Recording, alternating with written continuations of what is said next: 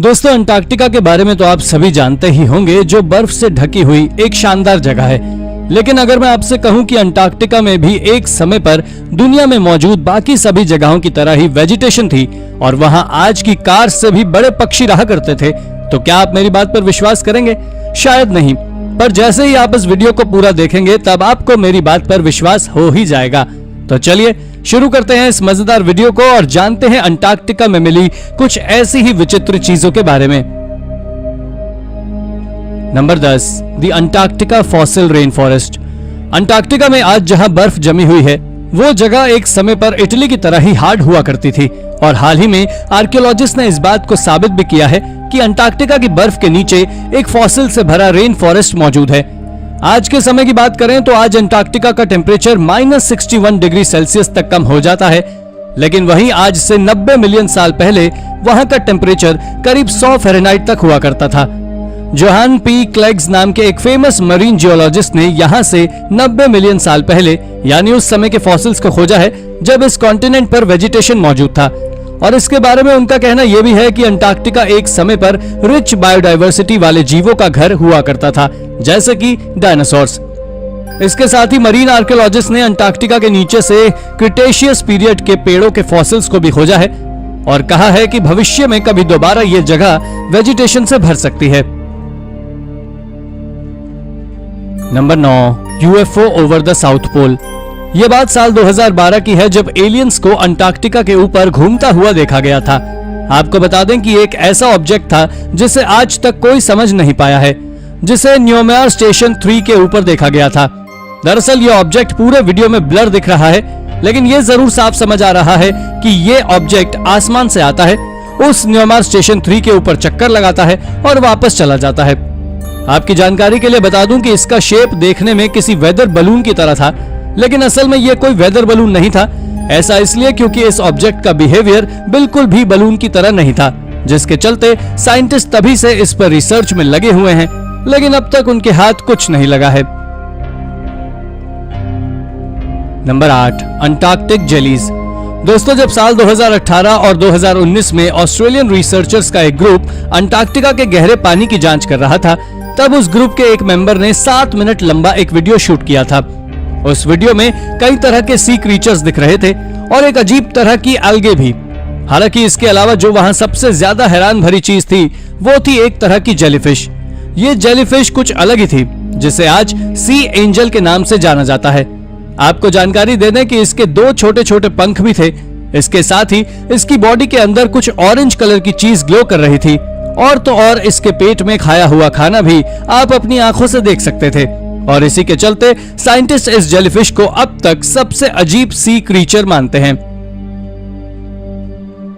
Number 7, mysterious cave. दोस्तों, साल 2007 में आर्कियोलॉजिस्ट ने अंटार्कटिका के एक रिमोट आइलैंड पर गूगल मैप की मदद से एक अजीब गड्ढे को खोजा था, जो देखने में एक केव की तरह था। असल में इसे ग्रीनविच आइलैंड पर खोजा गया था, जो सदर्न अंटार्कटिका में मौजूद एक रिमोट आइलैंड है। और इसके बारे में कुछ लोगों का कहना था कि यह हॉलो यानी कि खोखले अर्थ का एंट्रेंस, तो कुछ इसे मिलिट्री कवर अप बता रहे थे, तो वहीं कुछ तो इसे एलियन से रिलेटेड बता रहे थे। पर इस केव के बारे में जो सबसे ज्यादा अजीब बात थी वो ये थी कि ये केव गूगल मैप की मदद से खोजे जाने के अगले 6 महीनों में ऐसी गायब हुई कि किसी को आज तक इसके बारे में पता नहीं है। और तो और इस गड्ढे के वहां होने के भी आर्कियोलॉजिस्ट को कोई भी सबूत नहीं मिले हैं। लेकिन अब सवाल आता है कि आखिर जैसे ही इस गड्ढे के बारे में लोगों को पता चला तो ये बंद क्यों हो गया? ये बात आज भी एक रहस्य ही है। नंबर 6, सब glacial lake. Lake snow eagle एक नई खोजी गई सब ग्लेशियल लेक है, जो कि लेक अंटार्कटिका के नीचे मौजूद है।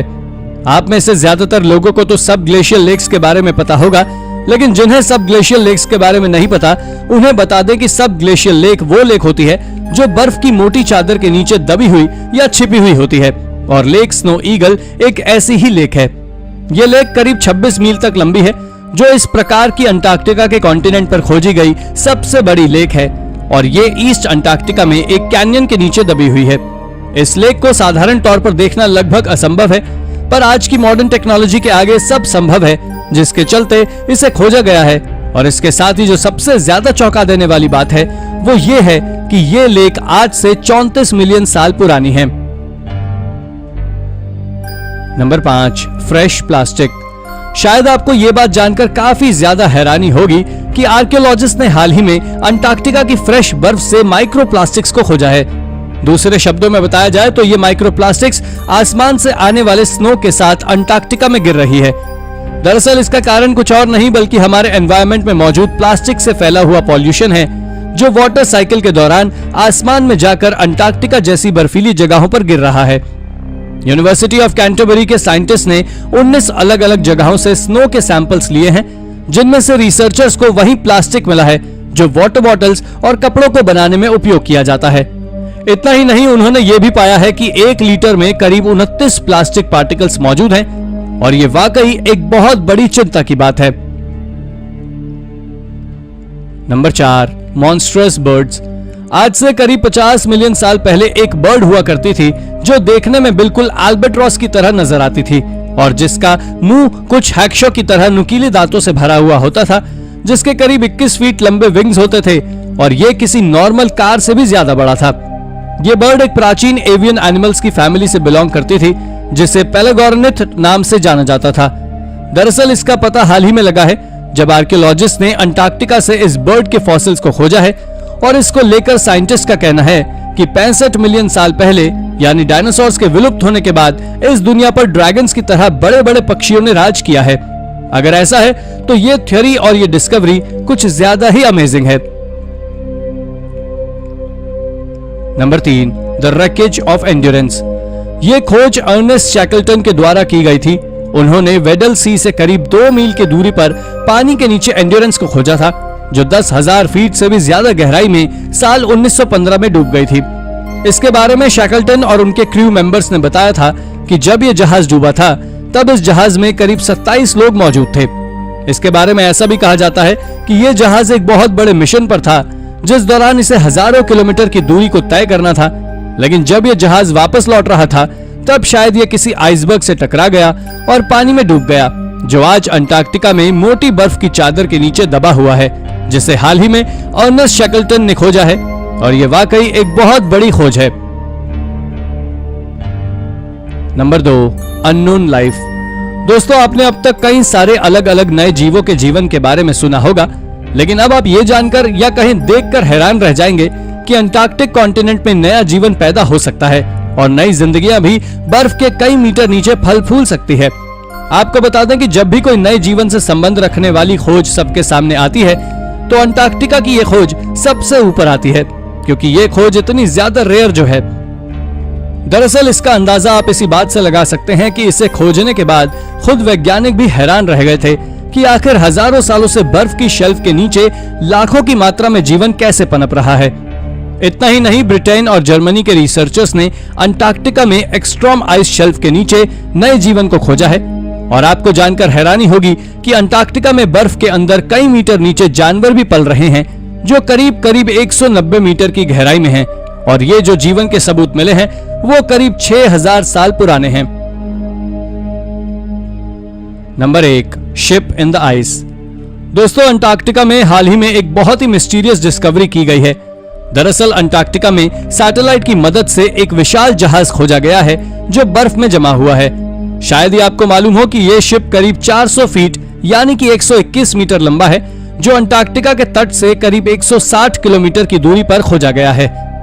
आपको बता दें कि जब अथॉरिटीज को इस बारे में जानकारी लगी तो उन्होंने इस जगह की सारी हिस्ट्री खोल ली, लेकिन इस शिप के बारे में किसी को कुछ पता नहीं लगा।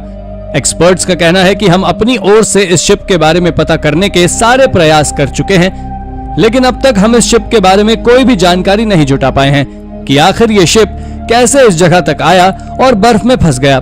ये जहाज कोई छोटा मोटा जहाज नहीं था, बल्कि ये एक पार्टी शिप था जिसमें कई सारे चैम्बर्स भी मौजूद थे। लेकिन इसके खोजे जाने के बाद इसके ऊपर एक थ्योरी भी दी जा रही है कि ये एक घोस्ट शिप है जिसे जानबूझकर समुद्री किनारे पर छोड़ा गया था और ये अंटार्कटिका में आकर अटक गया है। पर क्या ये सच है? इसका जवाब किसी के पास नहीं है, जिस कारण से ये जहाज आज भी एक रहस्य बना हुआ है। तो दोस्तों, ये थी हमारी आज की वीडियो। अगर आपको वीडियो पसंद आई हो तो वीडियो को लाइक करें और हाँ, जाते जाते चैनल को सब्सक्राइब भी जरूर कर दीजिएगा। Thank you for watching.